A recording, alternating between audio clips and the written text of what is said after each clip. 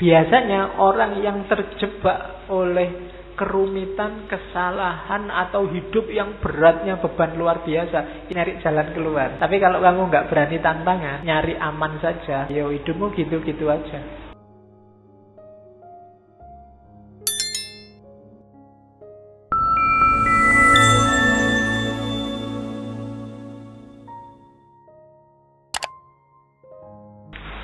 Bismillah. Assalamualaikum warahmatullahi wabarakatuh. Bismillahirrahmanirrahim. Alhamdulillahi rabbil alamin. Wa bihi nasta'inu ala umurid dunya waddin. Allahumma sholli wa sallim wa barik ala habibina wa syafi'ina Sayyidina wa maulana Muhammadin wa ala alihi wa ashabihi wa man tabi'ah huda ila yaumiddin. Amma ba'du. Bismillah. Mari kita lanjutkan ngaji kita. Kita awali dengan sesi baru. Kita akan membahas tentang cinta. Sesi ini kita bagi 4 ya, karena 1 bulan 4 minggu. 2 minggu pertama kita bahas dari tradisi barat. Kita ketemu Plato dan Erich Fromm, muridnya Freud, penerusnya Karl Marx. Kemudian 2 minggu terakhir kita ketemu dengan Robiah Adawiyah, dan yang terakhir kita ketemu sama Rumi. Oke,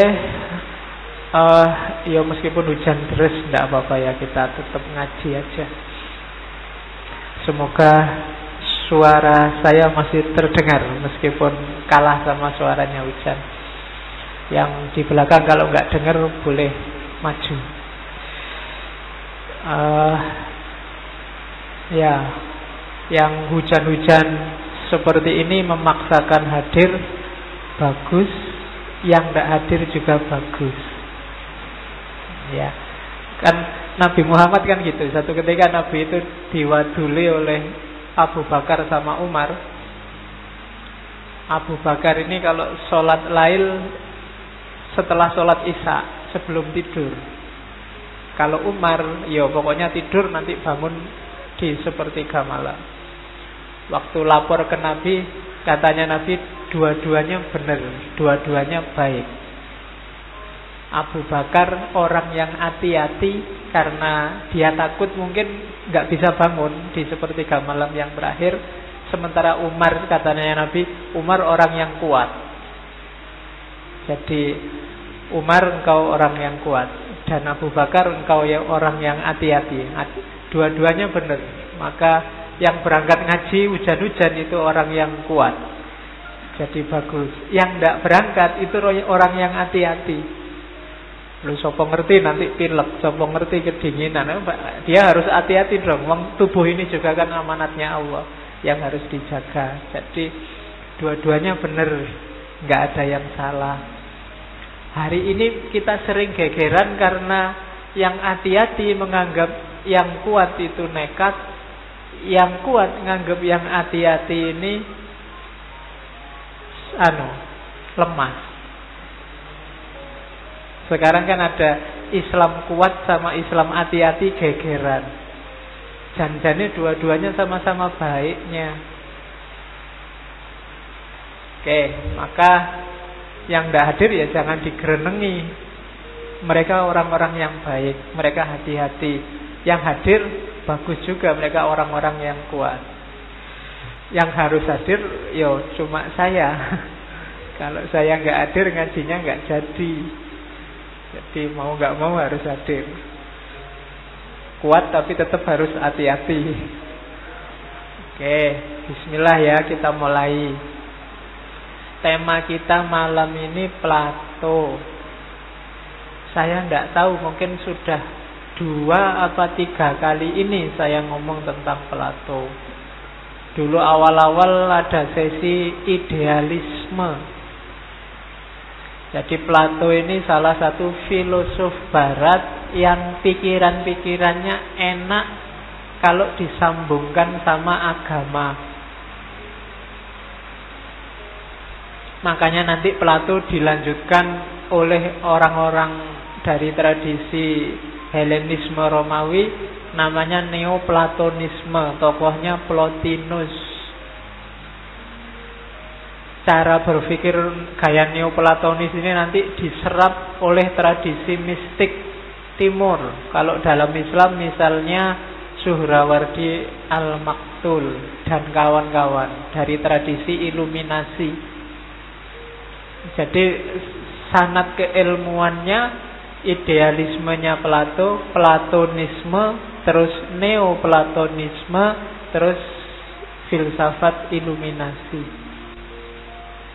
Jadi beberapa kali saya bilang bahwa Barat dapat keistimewaan dari Allah, aspek rasionalnya, cara berpikir pakai akalnya luar biasa sampai hari ini. Sementara Timur diistimewakan oleh Allah kemampuan intuitifnya. Dua-duanya istimewa. Maka kalau kita ingin pengetahuan kita utuh, ya harus ada baratnya, ada timurnya. Jangan yang timur yang intuitif menganggap akal itu rendah, dan yang rasional menganggap yang intuitif itu tidak masuk akal sehingga jelek. Oke, malam ini kita ngomong Plato, cuma tidak semuanya. Garis-garis besar pikirannya Plato kan sudah kita bahas beberapa kali. Terakhir yang saya ingat tentang kebahagiaan, dan bukunya kan juga sudah terbit yang tentang kebahagiaan itu. Malam ini kita ganti tema, yaitu tentang cinta. Ya, ya saya tidak tahu yang di kepalamu apa kalau saya ngomong cinta. Biasanya yang muncul kan gambarnya orang pacaran. Ya, kamu ngumumkan pun mesti arahnya ke situ. Hubungannya mesti antara yang jomblo dan nggak jomblo. Nggak, arahnya nanti nggak ke situ. Pertama-tama nggak ke situ. Kita lihat ya, dari Plato sampai minggu depan Erich Fromm, terus dilanjutkan Robiah dan Rumi. Jadi cinta itu bahasa Indonesia dari bahasa Sanskerta sebenarnya. Kata-kata cinta itu, mungkin kalian tiap hari ngomong cinta tidak pernah ngelacak ya, kata-kata cinta itu dari mana. Kata-kata cinta itu dari bahasa Sanskerta, artinya malah tidak ada hubungannya seperti yang kamu bayangkan. Artinya itu pertimbangan, pemikiran. Jadi dari Sanskerta nanti ada istilah, kalau dalam bahasa Sanskerta itu cinta para. Cinta para itu orang yang hanyut dalam pikiran, orang yang terpesona oleh pikiran, itu cinta para. Dan itu yang hari ini kita pakai kata-kata di Indonesia, cinta. Meskipun nanti katanya sastrawan Remi Silado itu bukan bahasa Sanskerta, tapi bahasa Spanyol.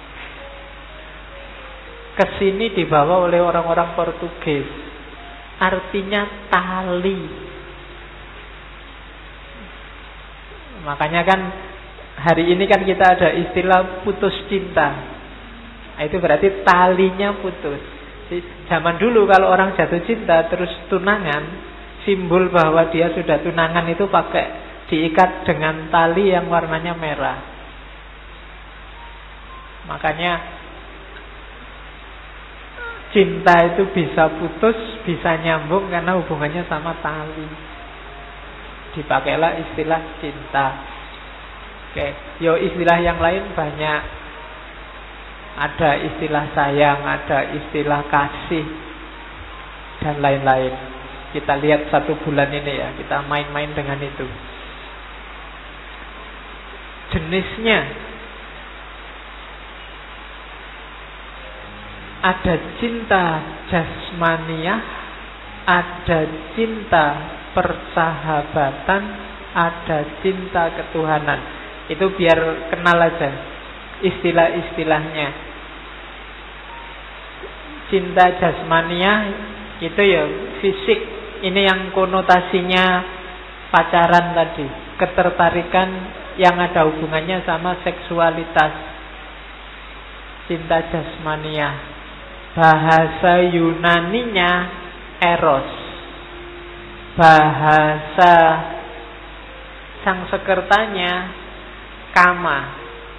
Makanya ada kitab seks, filsafat seksnya yang dari India, judulnya Kama Sutra. Ya, Kama Sutra. Kelihatannya dulu pernah kita bahas itu Kama Sutra satu sesi. Alhamdulillah kelihatannya rekamannya enggak jadi saya lupa juga slide-nya masih ada apa enggak, tapi itu Kama namanya. Saya membayangkan entah kapan nanti ada 1 bulan penuh kita tidak ngomong cinta tapi ngomong seks. Mungkin ruangannya jangan di sini ya, tidak enak. Ya, kan nanti ada Kama Sutra.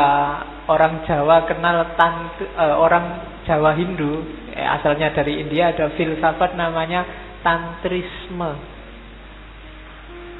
Ya kan?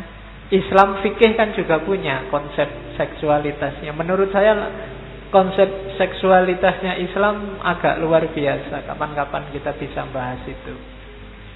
Tidak kalah sama Kama Sutra atau tantrisme.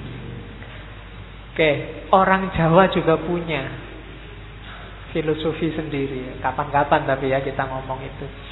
Jangan sekarang, besok kalau kalian sudah punya istri. Oke, jadi eros. Kalau Latin ada amor. Makanya ada dewa amor. Dewa amor itu bahasa Latin dari eros. Eros itu dewa cintanya Yunani. Kalau kalian mungkin surfing lihat ada gambarnya. Biasanya simbolnya pakai bayi. Bayi kecil ada sayapnya bawa panah. Itu eros. Padahal nanti dalam mitologinya eros ini tinggi, besar, gagah, ganteng. Karena dia putranya Afrodit. Afrodit ini dewi yang paling cantik. Istrinya Ares. Ares dewa perang. Afrodit ini anaknya Zeus, berarti Eros itu cucunya Zeus. Nah, itu cinta jasmania. Hati-hati panahnya Eros itu, kalau kalian sudah kena panahnya Eros, itu sudah kelepek-kelepek, tidak bisa mengelak. Orang jatuh cinta, sebelum kamu jatuh cinta bisa kamu tahan, tapi kalau sudah jatuh cinta itu sudah wallahu a'lam bishawab. Iya, saya pernah ada wali murid itu datang menemui wali mahasiswa, ketemu bahwa anaknya kuliahnya nilainya jatuh gara-gara pacaran. Sumpek toh itu saya jawabnya, masa tak larang pacaran, masa tak terus ada SK untuk mahasiswa jangan pacaran, kan susah. Ya cuma tak bilang ini aja, Bu, ya anak muda itu kalau belum jatuh cinta dilarang untuk jatuh cinta lebih mudah daripada sudah jatuh cinta dilarang melanjutkan cintanya, itu nilainya pasti lebih jatuh lagi. Kalau tidak percaya ya kamu coba aja. Oke, ya kamu coba jatuh cintalah sama yang pasti kamu ditolak. Nah, terus rasakan efeknya dalam hidupmu. Oke, itu cinta jasmania. Ada cinta yang kalau di Plato levelnya lebih tinggi. Istilahnya dia cinta persahabatan. Kalau ini tidak melihat jenis kelamin, tidak ada hasrat seksual, tapi kalau bahasa Inggrisnya compassion, kasih sesama, cinta alam, itu ada di level kedua. cinta persahabatan. Bahasa Yunaninya philia. Makanya filsafat itu philia sama sophia. Filosofi, dia sejenis cinta juga. Maka ngaji filsafat itu boleh kamu sebut ngaji cinta. Cuma cintanya bukan cinta jasmania, tapi cinta yang lebih tinggi, philia. Kalau bahasa Sanskertanya itu priyata atau sneha. Bahasa Latinnya delictio. Oke. Yang ketiga, cinta ketuhanan. Kalau cinta ketuhanan itu cintanya Tuhan pada kita yang kita tiru dengan mencintai seperti cintanya Tuhan pada alam semesta. Jadi kita mencintai segalanya atas dasar cintanya Tuhan, karunia Tuhan.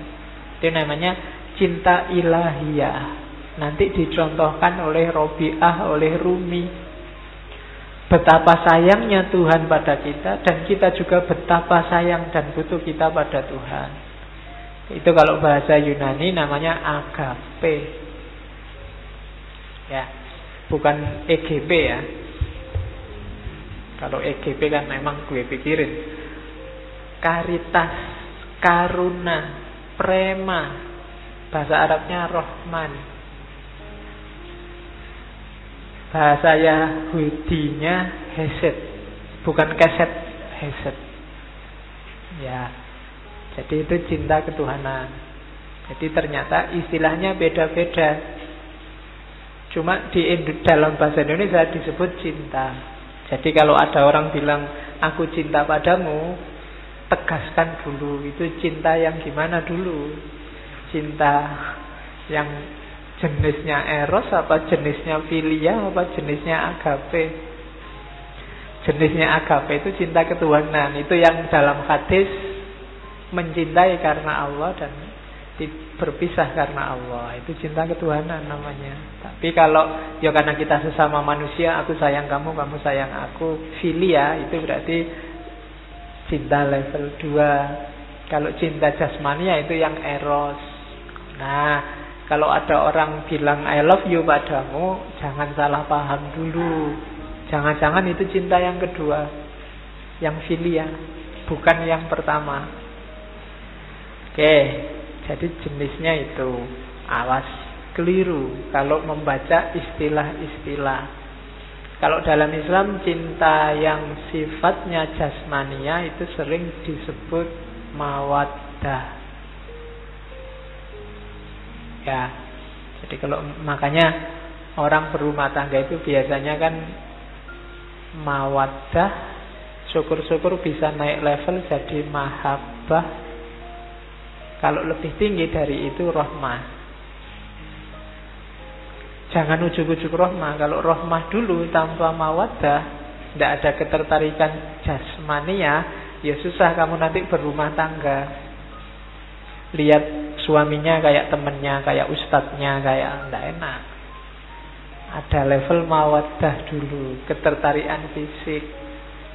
Setelah itu mahabbah.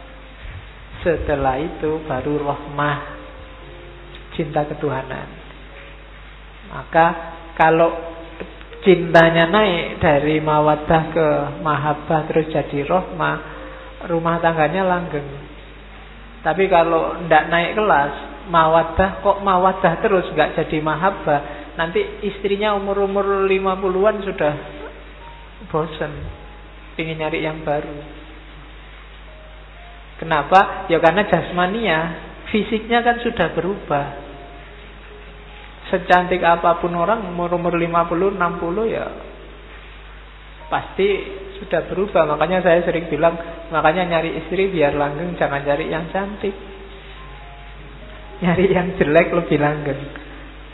Nah, kalau jelek itu kan sekarang kamu nikahi jelek, besok sudah tua ya masih jelek, jadi tidak kaget kamu. Tapi kalau kamu nyari yang cantik, ya sekarang cantik, kalau sudah tua berubah jadi jelek. Jadi kalau ingin cintamu langgeng, ya jangan nyari yang terlalu cakep. hidupmu tidak tenang nanti. Waktu muda kamu tidak tenang, waktu tua dia sudah jadi jelek. Oke, cinta jasmania mawaddah naik kelas jadi mahabbah. Kalau mahabbah itu sudah nggak lihat lagi fisik, sudah ada kedalaman. Kalau yang ilahiyah sudah tidak melibatkan yang bercinta lagi, tapi hubungannya sama ketuhanan, orientasinya ke atas. Dan nanti Plato ngajarin itu, bagaimana cinta itu jangan berhenti di jasmania. Meskipun boleh manusiawi kamu suka sama lawan jenis. Bahkan nanti di salah satu kitabnya Plato namanya Phaedrus, Plato itu kan biasanya bukunya pakai dialog. Ada salah satu narasi dari temennya yang menyetujui homoseksualitas di buku itu, cuma nanti dibantah oleh Socrates. Cara mikirnya tidak begitu, katanya Socrates. Oke, nanti kita lihat. Jadi untuk belajar Plato tentang cinta, bukunya tiga-tiganya dialog. Yang pertama judulnya Phaedrus, yang kedua Simposium, yang paling banyak ngomong tentang cinta, yang ketiga Republik, ya, yang sudah diterjemahkan dan tebal. Yang paling banyak ngomong tentang cinta itu Simposium. Simposium itu dialog antara Socrates dan kawan-kawan yang sedang berpesta. Dan beberapa di antaranya mabuk terus ngomong tentang cinta. Itu dalam narasinya Plato. Jadi tradisinya orang Yunani kan lesehan, ngobrol-ngobrol, tapi ngobrolnya berkualitas. Tidak ngomong yang aneh-aneh, apalagi yang hoak-hoak.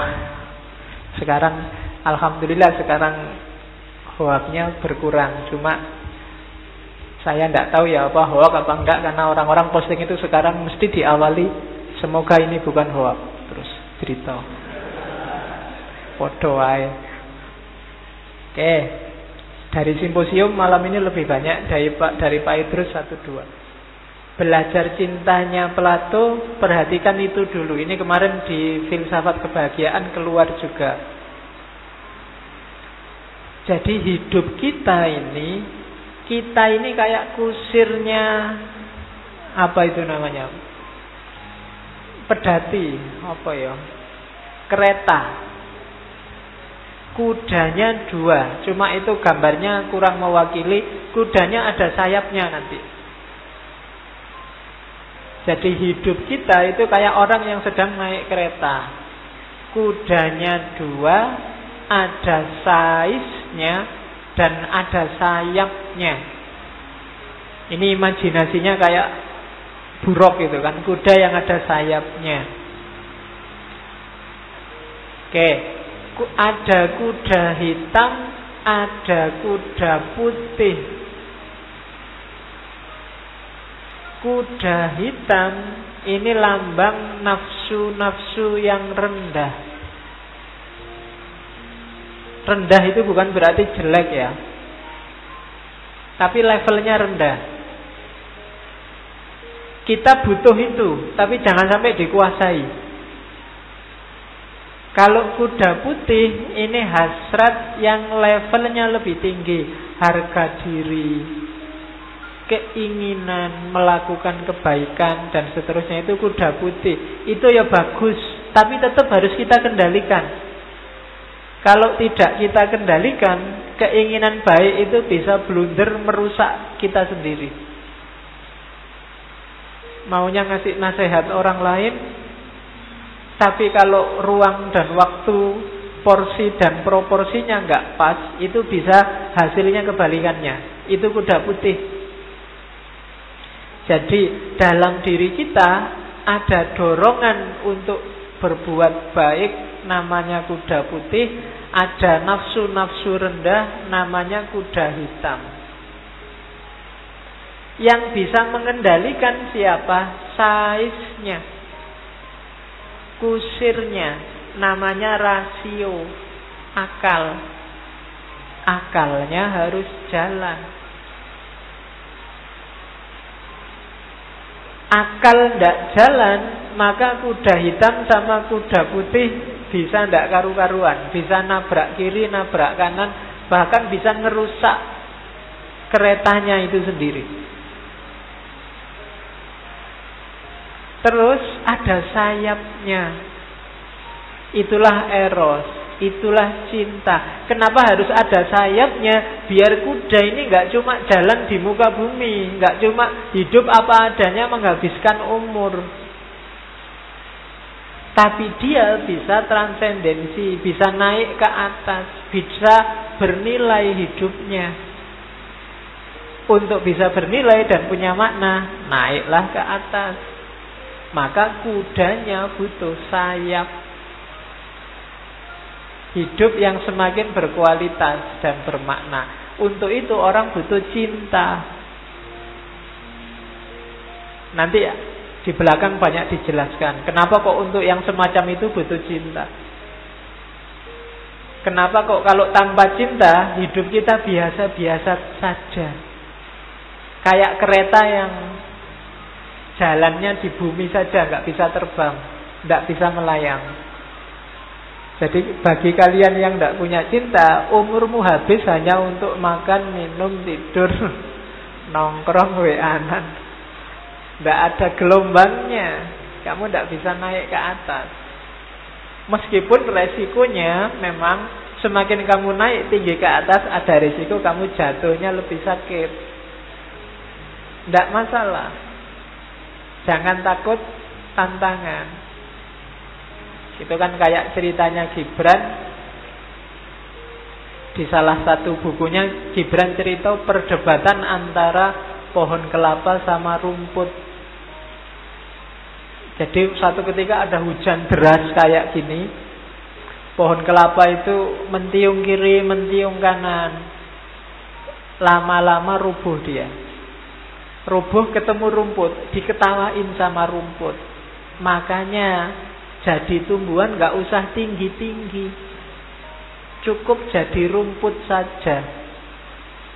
Tapi jawabannya pohon kelapa apa? Aku ndak menyesal sekarang tumbang. Aku sudah tahu banyak, aku sudah tahu ada apa di atas, bahkan aku tahu yang ada di sekelilingku semuanya. Aku puas hidupku. Sementara engkau hanya rumput biasa, ngertinya cuma sekelilingmu paling jarak berapa meter gitu aja. Kamu ndak ngerti apa-apa, hidupmu sempit. Meskipun umurmu panjang, karena nggak patah. Umurku sebentar karena aku tinggi, tapi dalam ketinggian itu aku dapat banyak hal. Sekarang mati patah ndak masalah. Nah, itu kamu cari di bukunya Gibran. Saya ndak tahu, nanti pasti ada sesi filsafat cinta kedua. Masih banyak yang belum saya masukkan. Belum ada Nietzsche, belum ada Gibran, belum ada Ghazali, belum ada. Tapi jangan terus-terusan cinta. Ya. Oke, yuk kapan-kapan, tahun depan juga boleh. Jadi itu ya, belajar Plato berarti ini yang pertama-tama harus diingat. Ingatlah, kita ini kayak kereta yang harus dikendalikan oleh akal. Jangan sampai akalnya mati bolak-balik. Saya bilang, kayak katanya Aristoteles itu, manusia adalah binatang yang mikir. Jangan sampai mikirnya ini mati. Karena begitu mikirnya mati, yang tersisa tinggal binatangnya. Dia pengendalinya. Oke, makanya belajarlah filsafat. Nanti di bagian-bagian awal simposium, diskusi muncul, kenapa kok tiba-tiba ngomong cinta? Ya karena awalnya ngomong filsafat. Jadi katanya Sokrates kan sering bilang bahwa filsafat itu adalah satu bidang keilmuan, bidang pengetahuan yang membuat kita bisa hidup lebih baik. Kenapa? Karena kita bisa berpikir lebih baik. Sokrates kan gitu. Pengetahuan meniscayakan kebaikan. Pengetahuan yang benar, perbuatan pasti juga benar. Tidak mungkin orang ngerti pengetahuan yang benar, perbuatannya salah. Kenapa? Orang kayak gini katanya Plato berarti dia belum benar-benar tahu. Dan dia orang bodoh. Karena kalau orang benar-benar ngerti, kalau dia tahu kebaikan, dia pasti melakukan kebaikan. Jadi katanya Sokrates, makanya untuk hidup dengan baik kita butuh filsafat. Filsafat itu menunjukkan pada kita, ini loh modusnya hidup yang benar dan baik itu. Filsafat itu menunjukkan pada kita nggak perlu takut ini, nggak perlu takut itu. Kita harus melakukan ini, jangan melakukan itu filsafat. Jadi yang sudah ngaji filsafat sampai sesi 140 sekian, harusnya hidupnya lebih baik kualitasnya.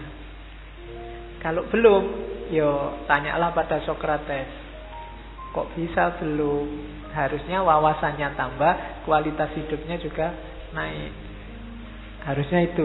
Itulah hakikatnya filsafat. Kalau belum nyampe situ, ya mungkin masih sofis, bukan filosofia. Kalau sofis itu pengetahuannya banyak, tapi pengetahuan ini diolah untuk kepentingannya sendiri, hasrat individualnya.